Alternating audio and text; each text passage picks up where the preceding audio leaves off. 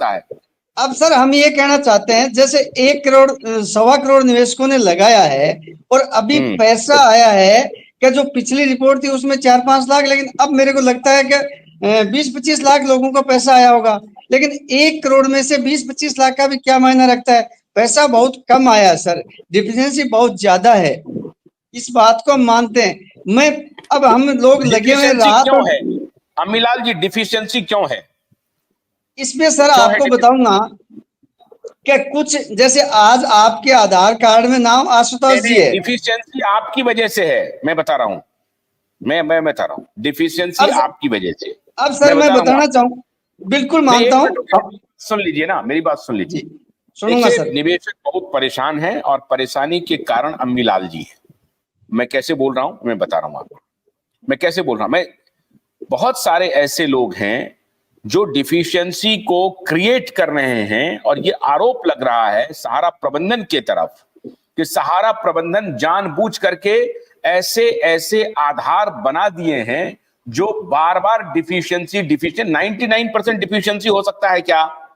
99% rejection है आपका। आप खुद कह रहे हैं कि 1 करोड़ का एप्लीकेशन आ गया, 20-25 लाख तो छोड़िए साहब, 4,17,000 का लास्ट डेटा था, 500 करोड़ तक का अभी तक भुगतान हुआ है, 500 करोड़ 86,000 करोड़ रुपए से ऊपर का डिमांड आ चुका है।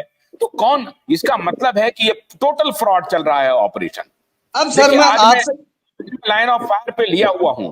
पहले मैं आपसे एक प्रश्न करना चाहूंगा सर, पोर्टल भारत सरकार, 1 मिनट, भारत सरकार का है, कमियां वहां से आ रही, संस्था की तरफ से नहीं आ रही, और संस्था की तरफ से जो वर्क संस्था वैलिडेट करती है, सुनिए, संस्था उसको वैलिडेट करके देती है कि साहब इस व्यक्ति का ये जो फॉर्म है, ये फॉर्म सही है, आप इसे पैसा दे दीजिए।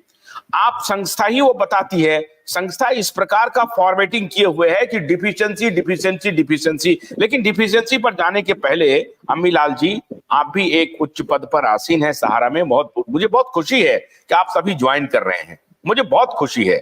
आप हमारे सवालों का जवाब दे रहे हैं और निवेशक को ये जवाब मिल रहा है, ये बहुत खुशी है। एक सवाल में इसके पहले की डिफिशियंसी पर जाऊं, गणेश चौधरी जी हमारे बीच हैं। कल उन्होंने अपना वीडियो लाइव दिखाया था हॉस्पिटल से, और हॉस्पिटल से जब कन्हैया जी हमारे साथ लाइव पे थे, कन्हैया जी से मैं आग्रह कर रहा हूं कि वो जल्द से जल्द जुड़े, और शुभम जी से भी मैं आग्रह कर रहा हूं, शुभम से बहुत सारी और जानकारी लेनी है तो शुभम भी जुड़े और कन्हैया भी जुड़े। अम्मी जी, क्या आपने भी कोई खत लिखा है कमांड ऑफिस को कि गणेश जी की पत्नी हॉस्पिटलाइज है, आप इनको मदद कीजिए? और ऐसे जितने भी कार्यकर्ता हैं, जितने भी एजेंट बंधु हैं, जितने भी निवेशक हैं, उसकी पहचान करके कल गणेश जी ने बात कही थी। देखिए, मेरे इस डिबेट का प्रत्येक दिन आने का यही एक औचित्य है कि जो सबसे नीडी है, जो सबसे परेशान है, उनको कुछ ना कुछ लाभ मिले। तो मैं आपसे यह अनुरोध कर रहा हूं कि आप सभी जितने बड़े लोग हैं, टेरिटरी मैनेजर हैं, जोनल मैनेजर हैं, वो सब कमांड ऑफिस को खत लिखिए, उनको बताइए कि आप, बाकी बातें तो होती रहेंगी, लेकिन 400-500 करोड़ रुपए का एक कॉर्पस बना करके जितना जल्दी हो सकता है, जो सबसे जरूरी लोग हैं उनको पहचान करके पैसा दिया जाए, उसमें घालमेल ना किया जाए। हालांकि मैं समझता हूं कि व्यवस्था के हिसाब से एक कठिन काम है, लेकिन कठिन काम अगर आप ठान लें तो कोई भी कठिन नहीं रहता है, कर सकते हैं आप। तो जो सबसे जरूरी में लोग हैं, जो मरणासन्न हैं, जिनकी आर्थिक हालत बहुत खराब है, उन्हें बचाने का प्रयत्न अगर संस्था करेगी, मैं आज दोबारा आपसे प्रार्थना कर रहा हूं कि आप ये कमांड ऑफिस को भेजिए कि 10,000 करोड़ रुपए वहां से भी सहारा अकाउंट में जमा करने के बाद फिर वहां पर बारे न्यारे होंगे, फिर 2 साल तक चलेगा। और ये सरकारी सिस्टम को हम बहुत भली प्रकार से जानते हैं। सरकार का मतलब होता है नॉन फंक्शनल काम करना, वो कोई काम नहीं करती, वो अड़ंगा लगाती है। अदालतों का काम होता है वो अड़ंगा लगा रही है। 12 साल हो गए, 12 साल एक केस को सुनने में। स्पीडी ट्रायल अगर हुआ होता तो ये अदालत जो आज 10,000 करोड़ रुपए जमा करने की बात कह रही है, 2013 में कह देती, 14 में कह देती, और बोलती कि 3 महीने के अंदर ये आपको फर्निश करना है, करिए, और उस नहीं करता है तो सरकार को आदेश देती कि सरकार आप कोई पैसा प्रबंध कीजिए, बाद में आप सहारा कंपनी से तहसीलते रहिएगा। निवेशक परेशान हैं। तो कहने का मतलब है कि ये इंटेंशन का सवाल है। वहां जो अदालत में बैठे हुए पड़े गॉडफादर नहीं है, ये आप लोगों को लगता होगा, मुझे नहीं लगता है।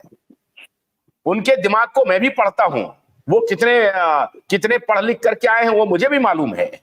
तो वो कोई बहुत बड़े भगवान नहीं आ गए हैं जिनके दिमाग में नहीं चलता होगा।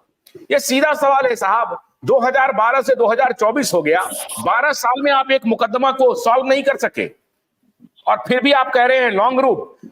आप इसका मतलब है गुनहगार को गुनाह करने के लिए प्रेरित कर रहे हैं। आपने जेल में भेज दिया, उसके बाद भी कुछ नहीं हुआ, तो आपको कोई ना कोई एक्शन लेना चाहिए था ना। 12 साल कितने लोग मर गए हैं? अम्मी लाल जी आप ही बताइए, मैं नहीं बोल रहा हूं, आप बोलिए कितने लोग मरे हैं या नहीं मरे हैं? मरे हैं या नहीं मरे हैं? मौतें हुई हैं या नहीं हुई हैं? सर जो मैं आपके माध्यम से सुना है और जो सही है, मरे हैं लोग और बहुत परेशानी में हैं। गणेश जी जैसे बहुत लोग हैं, ये वास्तव में त्रासदी है, बिल्कुल साफ। और इसमें अगर जिस दिन 31 अगस्त 2012 को जो फैसला आया था, 5120 करोड़ रुपए दिया था, मैं ये मानता हूं कि सारा ने गलती किया तो सारा को सजा मिलनी चाहिए थी, लेकिन निवेशकों को सजा नहीं मिलनी चाहिए थी। निवेशकों की आज तक कहीं कोई चिंता हुई नहीं, और इतने पैसा होने के बावजूद भी सरकारी एजेंसियों से यही अपील करना चाहेंगे कि इस मैटर को जितना जल्दी खत्म किया जाए उतना जल्दी ठीक रहे। वास्तविक बात यह है कि सारा गलत है तो सारा को सजा दिया जाए, लेकिन जनता को या जो कार्यकर्ता है उनको सजा क्यों? आपकी बात से मैं बिल्कुल सहमत हूँ सर, और आपका बहुत बहुत धन्यवाद देता हूँ कि आप इस मैटर को उठा रहे हो सर। आप इस सुनिए मैटर को सुनिए उठा रहे सुनिए हो। इमाम जी, एक मिनट, अमी जी सुनिए, देखिए किस प्रकार के लोग हैं। ये क्या है? सईद अकबर इमाम। अब मैं इनको सरेराह कुछ बोल नहीं सकता मैं, क्योंकि मैं एक मर्यादा से बंधा हुआ हूं। लेकिन इनकी बेशर्मी देखिए। ये चैट में लिख रहे हैं कि पाठक जी डिबेट चलाकर आप जो कमा रहे हैं, डिबेट में आने वाले कमा रहे हैं। अच्छा, डिबेट में आने वाले भी कमा रहे हैं। अच्छा देखिए, बेचारे जमा करता यही कहाँ जाए। अब देखिए इस प्रकार के व्यक्ति हैं ये। सईद अकबर इमाम कहाँ के हैं भैया? जरा सा लिख करके आप भेजिए, कहाँ के रहने वाले हैं आप।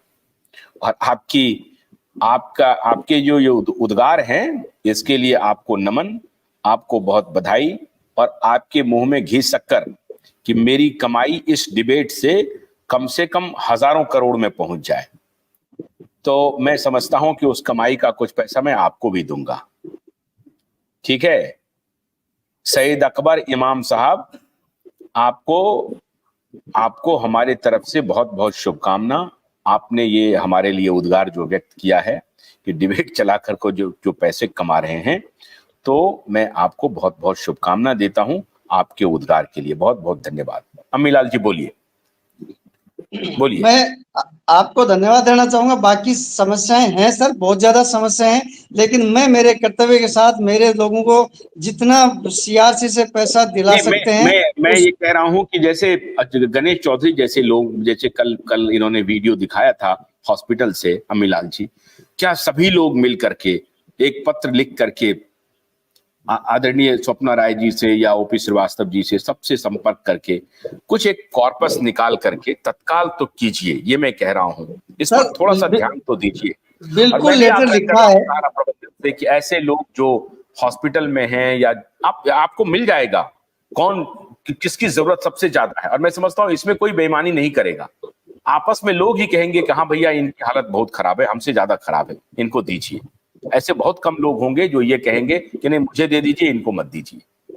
तो ये मैं आपसे आग्रह कर रहा हूं और प्रबंधन से भी आग्रह कर रहा हूं कि बाकी तो काम होते रहेगा। 150 करोड़ रुपए का एक कॉर्पस बना करके जो बहुत ही जरूरतमंद हैं उनके लिए कुछ देने की कोशिश कीजिए, क्योंकि कल भी कन्हैया जी ने कहा कि 40,000 करोड़ का हमारे पास लिक्विडिटी है, तो उसमें से कुछ पैसे निकाल के दिए जा सकते हैं। आगे बोलिए अम्मी जी, बोलिए।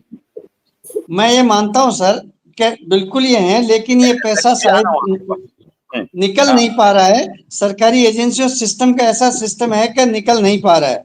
क्योंकि सर मैं जो मानता हूं कि गणेश जी जैसे लोगों की पहले हमने मदद के लिए कई बार लेटर लिखा है और हमें विश्वास दिलाया गया है कि पैसा आ रहा है, और उसके बाद किसी न किसी वजह से या तो खाते सीज हुए या और कोई सरकारी अड़ंगा आया तो समस्याएं चल रही हैं। बाकी प्रशासन वास्तव में संवेदनशील है, ये हमें पता है। मैं एक मिनट सुनिए, एक मिनट लूंगा, एक मिनट, एक भी खाता आज के डेट में सहारा का एक भी